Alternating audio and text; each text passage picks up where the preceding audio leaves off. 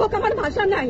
তাদের কাছে হাত জোর করে মাফ চাই। নিরাপত্তা দিতে পারি নাই, নিরাপত্তা দিতে পারি নাই।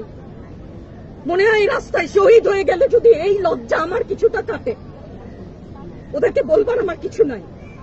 প্রশাসন এবং সরকারের পক্ষ থেকে বলা হচ্ছে যে এই আন্দোলনের ভিতরে তৃতীয় পক্ষ এবং জঙ্গি। আরো বলেন না, আমি হিজাব করি বলেন আমি হচ্ছে গিয়ে জঙ্গি।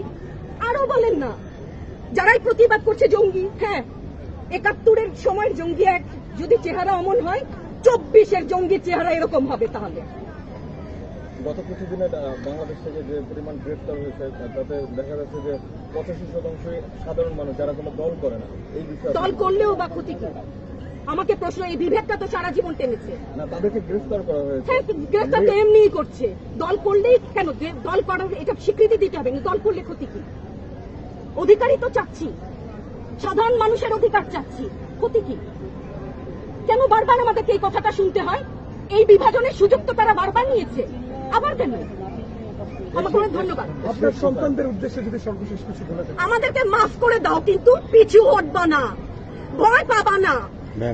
তোমাদের শিক্ষক আমরা, লজ্জা পাই, তোমাদের থেকে শিখেছি। তোমরা যেমন আছো আমরাও আছি। যতদিন না ৯ দফা ওদের মানা হয় ততদিন মাঠ থেকে সরবো না। ধন্যবাদ।